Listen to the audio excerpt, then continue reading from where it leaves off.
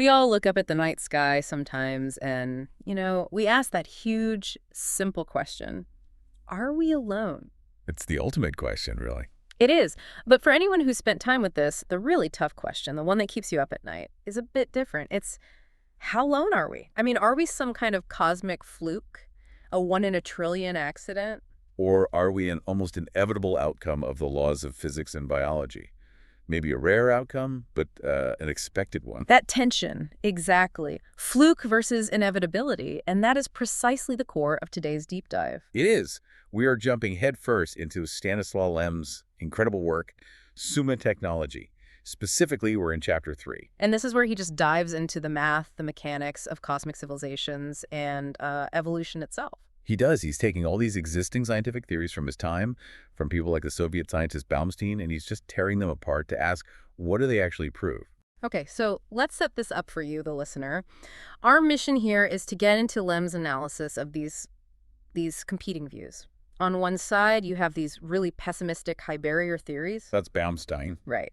And on the other, you have these more flexible, adaptive ideas that Lem himself seems to favor, along with thinkers like Shklovsky. We're going to try and distill the key ideas here. We are. We're talking probability, self-organizing systems, the cosmic forces that really shape life.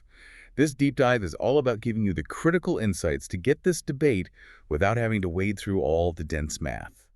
And we're going to be exploring this fantastic concept of the psychozoa. Which is just a great term for planets that have successfully developed intelligence. So is Earth a one in a billion miracle that needed every single step to go perfectly? Or is intelligence just, a robust process that finds a way no matter the route it takes? A great way to frame it. So let's start with the first case, the argument for extreme rarity, the miracle theory.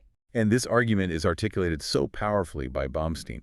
It really starts with this strange contradiction about success and time. So he presents this idea that seems totally counterintuitive at first. It does. He argues that the duration of a civilization, once it's actually established and, gets through its rocky teenage years. It's basically unlimited. It could last for billions of years. Almost unlimited, yeah.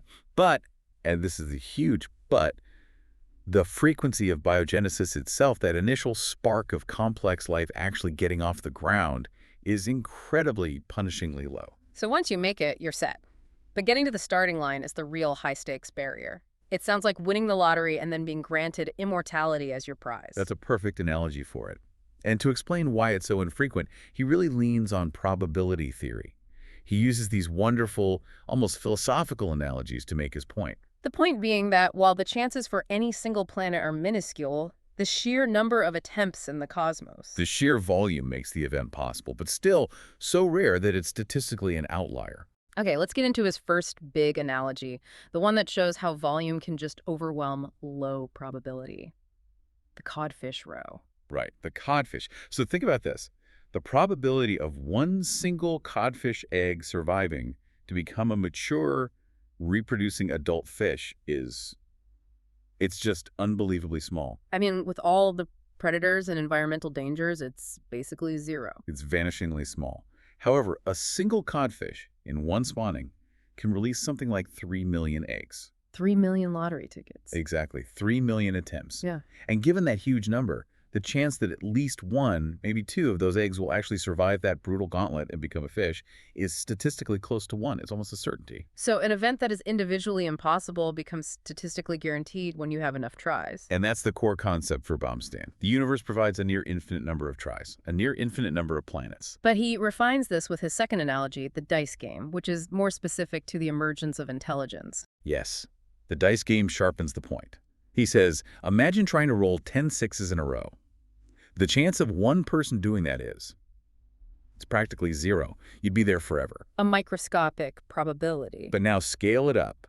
Imagine 1 billion people all across the world, all rolling 10 dice at the exact same time. Suddenly, the likelihood of someone somewhere hitting those 10 sixes becomes much, much greater. It becomes a statistical expectation. And that's how he's viewing Earth. He's saying that even if the odds of our planet turning out exactly as it did are absurdly low, the galaxy has enough players, enough planets. That it's almost required to happen somewhere. And so when he applies this model to us, to biogenesis leading to anthropogenosis, his conclusion is pretty stark.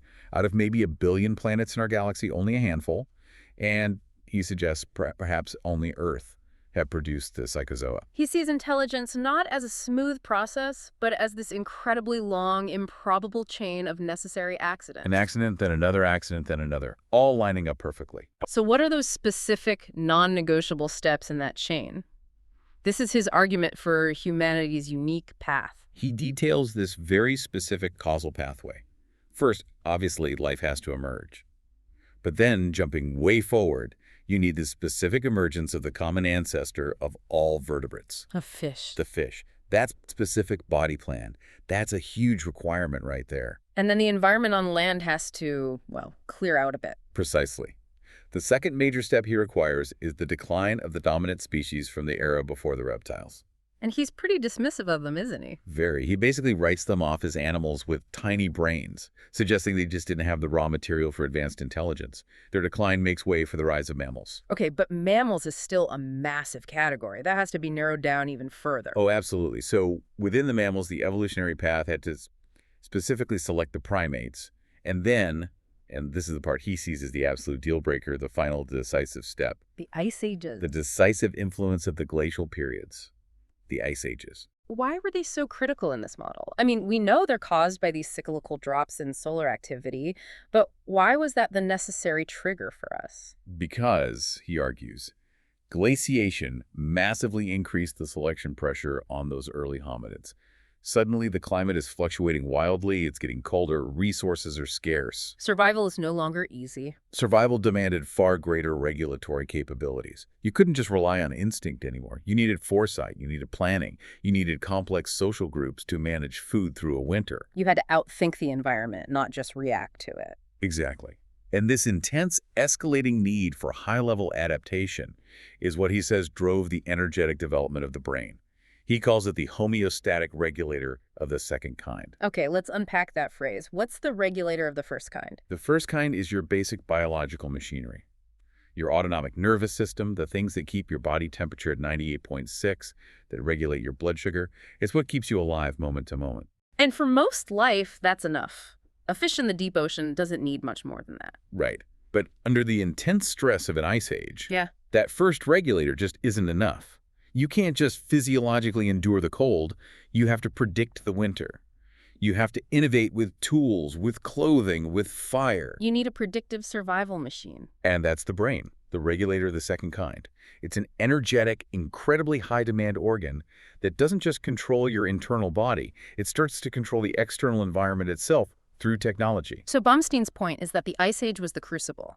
It provided the absolute necessary pressure to force this incredibly complex neural development. To turn a clever primate into a problem solver who could build a civilization. So if you take away any of those steps, the decline of reptiles, the rise of primates, and especially that extreme pressure from glaciation, then humanity, this specific outcome, simply never happens. It makes our existence feel terrifyingly fragile and contingent. His model basically proves that the odds of finding another Earth with human-like creatures are vanishingly small. But that very specificity is where Lem and the editors of this work find their biggest point of disagreement.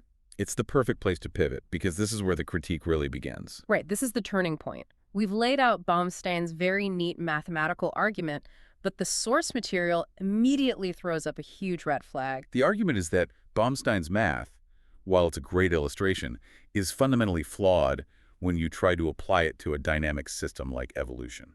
And the main critique, which is highlighted right there in the editorial notes, just attacks his use of the dice analogy. It does. He used it to argue that the probability of a rare thing happening goes up if you have a billion attempts. Yeah. But he's actually conflating two very different statistical ideas. Let's nail this down because it's crucial. The actual probability of rolling 10 sixes is fixed. So what did he mistake it for? Okay, so the probability of rolling 10 sixes is 1/6 to the power of 10. It's a tiny fixed number, about 1 in 60 million. That number doesn't change if one person rolls or a billion people roll. It's a property of the event itself. So, for any single planet, the chance of hitting that specific Earth-like sequence, fish, mammals, primates, ice age, is fixed and incredibly low. And adding more planets doesn't change that fact for any one planet. Correct. What he confused it with is mathematical expectation. What does change with the number of players is the expectation that the event will occur. With a billion attempts, you expect to see that 1 in 60 million event happen about 16 times. So he successfully proved that if the universe is big enough, the very specific Earth outcome will probably happen somewhere. Yes. But he failed to see that on 99.999% of all the other planets, that specific path is still a dead end. It's still incredibly rare on an individual basis. Yeah. And this distinction is so important because it exposes the deeper flaw in his whole approach. Which is applying this simple all-or-nothing model to something as messy and creative as evolution. Exactly. This is Lem's central objection. The dice model assumes you either win or you lose. You get 10 sixes or you don't. And if you don't, the game is over. The evolutionary line dies out. But life isn't like that.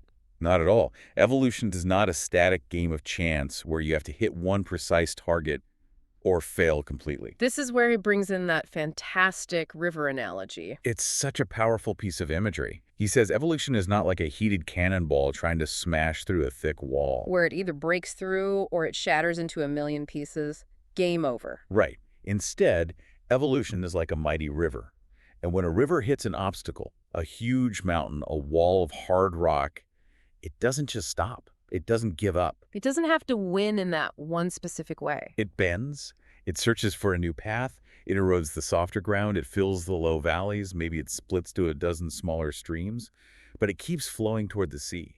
The flow of life is tenacious. So if it's diverted from one path, say, the evolution of intelligent primates gets cut off. It just compensates. It adapts and exploits other available pathways. If evolution loses on the land, it doubles down in the water or the air. When one branch of animals dies out, that ecological niche doesn't stay empty for long. It gets filled almost immediately by other organisms through adaptive radiation. Evolution is a player that will always compromise, always adjust, and exploit any opening it can find. So if we pull all this together, what did Baumstein actually manage to prove? And what was the really big question he completely missed? What Baumstein successfully proved is that a literal carbon copy repetition of Earth's evolutionary sequence is fantastically improbable. He showed that finding another creature that looks and thinks exactly like a Homo sapien is a 1 in a billion long shot. But his conclusion is stuck on our specific morphology, our specific body plan, not on the concept of intelligence itself. Exactly. He failed to solve the real question, which is the overall frequency of cosmic biogenesis and bioevolution in general. Lem's point is, sure, Baumstein proved we won't find another us. But he told us nothing about the likelihood of finding a psychozoa, an intelligent civilization that got there by a completely different route. If the river bends, where else might it lead to reason? And if evolution is that flexible, we have to start looking at the other specific conditions on Earth that might have shaped our path. We have to move from the pure math of chance to the physics of, well, of what's necessary. Right. Are there unique things about Earth, geophysical accidents, that maybe channel the river down this specific high-stakes route? And the sources point to one thing in particular that's very unusual about our planet. They do. They highlight the incredible impact of Earth having a large single satellite, the Moon. Which is not a common setup in our solar system at all. The Moon is huge relative to the size of our planet. And its impact goes way beyond just, looking nice in the sky. It's fundamental to our environment. Because its size creates the tides. It creates powerful tidal phenomena. That constant, strong gravitational pull creates the ebb and flow of the oceans. And that, in turn, creates this unique, incredibly challenging environment in coastal and intertidal zones. A zone of perpetual stress and change. Exactly. And it's very plausible that this dynamic, always changing interface between the water and the land was a crucial driver for life's early development, and maybe even for the push onto the land itself. So the Moon created the perfect laboratory for that jump from sea to shore, forcing adaptation under constant pressure. Okay, now let's go back to the driver of intelligence. The brain. Civilization, the growth of the brain. Right. Baumstein links it directly and specifically to the stress of the ice ages. But the source material here offers a really important counterpoint to that. It does. The editor's note points out that while, yes, the Ice Age might have accelerated that final burst of human brain development, the general trend of cephalization, the trend towards bigger brains relative to body size, is actually a very common, almost inevitable phenomenon throughout the entire history of life on Earth. It wasn't something invented by primates in the last couple of million years. And if that trend is universal, what other groups showed it? Why does that weaken Baumstein's arguments so much? Well, we see cephalization happening in early fish, we see it in many groups of reptiles, and we see it across different orders of mammals. So the editor explicitly says that a general causal link between this widespread trend and the specific event of glacial periods is not traceable. So brain growth seems to be a recurring solution to environmental pressure in general, not an accident that only happens because of one specific type of climate catastrophe. It suggests the pressure is always there, and the ability to respond with complexity is more like a general biological law than a freak accident. And that just blows the doors open to all sorts of alternate paths to reason. Absolutely. If we accept the river analogy, we have to question the singular focus on primates. I mean, what if that asteroid that wiped out the dinosaurs had missed? Now we're getting into deep contingency. Could we have had intelligent reptiles? The source material actually explores this. It's a fascinating idea. You know, Baumstein just dismissed the dinosaurs for having tiny brains, but that's not really accurate.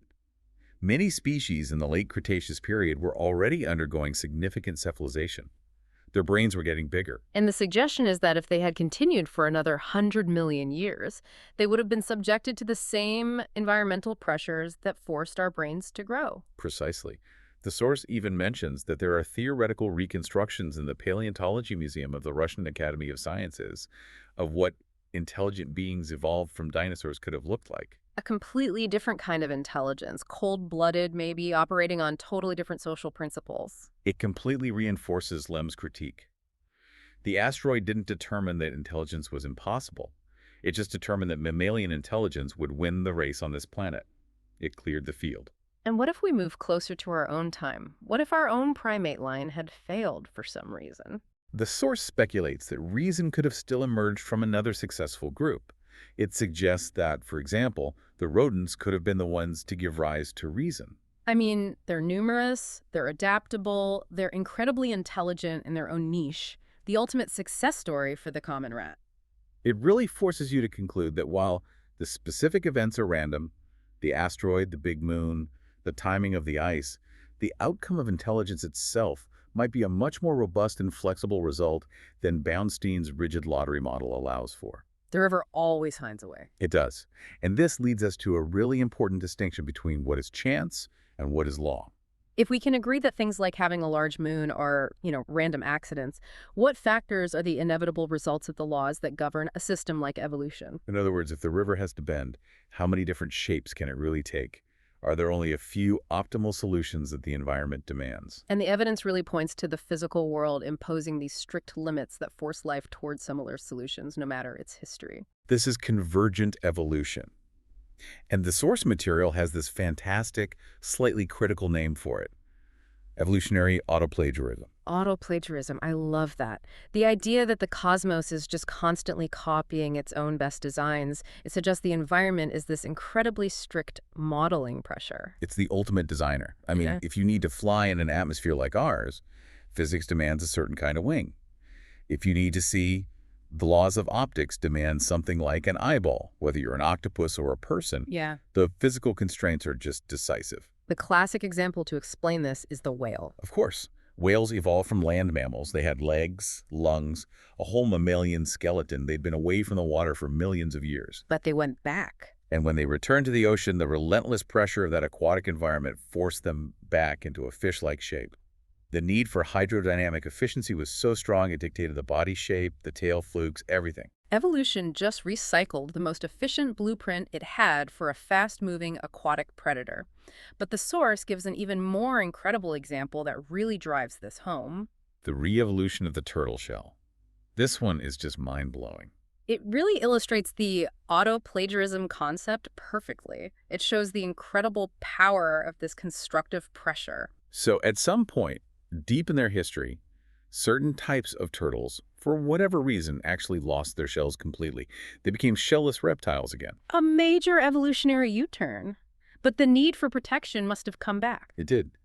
And so over tens of thousands of generations, these turtle lineages, facing new threats, managed to recreate the shell. They lost their armor, and then they evolved new armor from scratch. And here's the absolutely critical detail. The shells of the primary turtles, the original ones, and the shells of these secondary re-evolved turtles look almost identical in their design and function. But their biological origin, how they were built, was completely different. Completely different. The original primary shell arose from the bones of the internal skeleton. The ribs in the spine flattened out and fused together to make that dome, an endoskeletal structure. Deep, fundamental bone structure. Right. But the secondary shells, the new ones, they didn't develop from the internal bones at all. They developed from a totally different source. The thickening and keratinizing of the skin tissues, a dermal structure. Wow. So the final product, the blueprint for a protective dome, was the same. But the building materials the River of Life used were totally different. That is the definition of flexibility within a very tight constraint. Yeah. The conclusion is just undeniable. This proves that the modeling pressure of the environment is what's decisive. It dictates the form. The need for a hard shell was so extreme that even when the original building blocks weren't available, evolution just repurposed whatever was on hand to get to the same result. It suggests that if you find another planet with similar gravity, similar atmosphere, similar predators, you're likely to find organisms that look surprisingly familiar because they're solving the same physical problems. So the outcome isn't totally random, it's highly constrained by physics. Exactly, which means we can really summarize the two main forces driving all of this. First, you have the internal changes, the changes in hereditary information, genetic mutations. The raw material. And second, you have the external changes, the changes in the environment itself. That's the selective pressure, the law that forces the shape.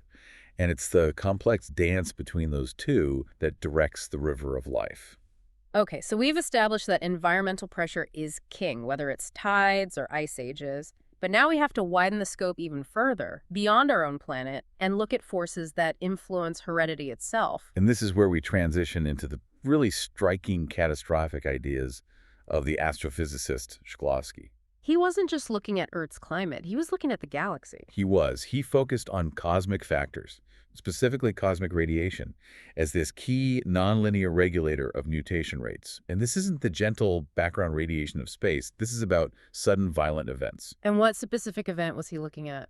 A nearby supernova outburst, a massive star explodes, and for a short time, it just bathes its entire sector of the galaxy in extreme radiation gamma rays, X-rays, And he thought a planet getting hit by that could see its radiation levels spike. by tens or even hundreds of times the galactic normal. That amount of radiation would do more than just cause mutations. It would be a catastrophic filter. It would just shred biological systems. A ruthless filter, exactly. But this is where life's diversity is so important, because not all organisms respond the same way. Some are remarkably stable against that kind of radiation, while it just destroys the genetic information in others. We see that on Earth today, right? Oh, absolutely. Insects, for example, can tolerate radiation doses hundreds of times higher than what would be lethal to a mammal. So a supernova wave hitting Earth would suddenly dramatically favor the resilient organisms and wipe out the more fragile, specialized ones. It's a cosmic reset button. And it also has this interesting effect based on how long an organism lives. That's a really powerful secondary effect. In a long-lived organism, the cumulative damage from radiation is much higher.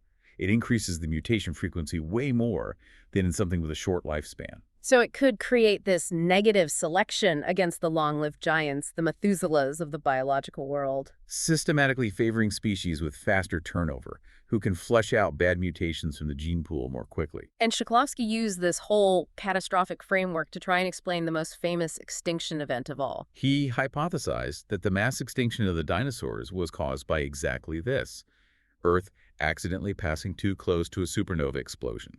The radiation influx would have caused widespread genetic collapse in the dominant long-lived lineages, leading to their extinction. That is the ultimate example of an external, random, cosmic driver. It really supports Baumstein's view that accidents dictate the course of life. It does. But the sources immediately offer a counterpoint. The question being, what's a better explanation for evolution? A huge, random shock like a supernova, or a more constant, regular stress like solar cycles and ice ages? And the editor's note argues that while a supernova is dramatic, our own sun is probably a more effective and consistent source of influence on life. The sun is a known quantity, not a random galactic lottery ticket. They point to the 11-year solar activity cycle. That cycle, with its predictable solar flares, clearly affects Earth's biosphere. It regulates the ozone layer, incoming particles.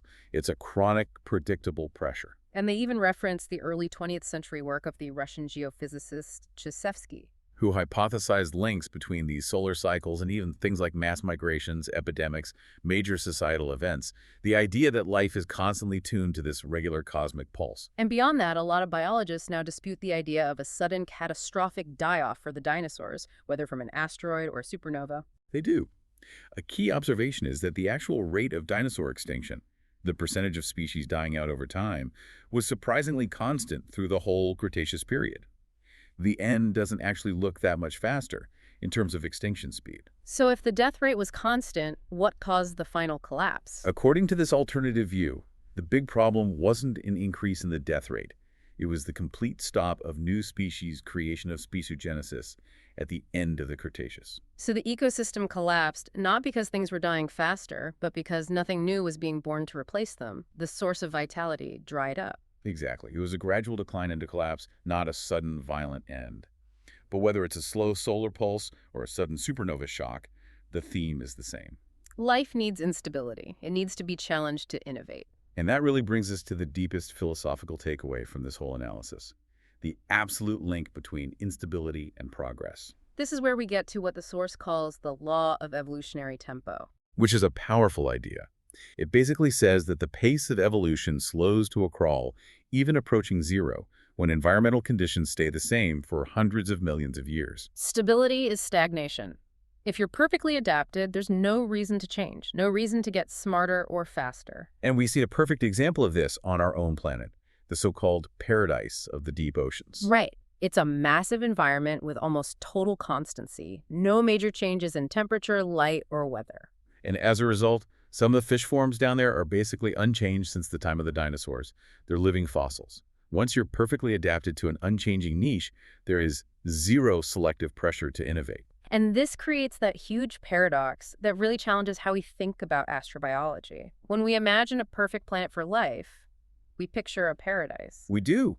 We picture a world with a more stable climate than Earth, gentler seasons, calmer geology. But Lem suggests those very planets, the ones we'd call most hospitable, might actually be cosmic dead ends, regions of perpetual homeostatic standstill. Life might be abundant there and ancient, but it would be fundamentally stuck, incapable of developing the advanced brain, the regulator of the second kind, that's required for technology. So stability kills progress.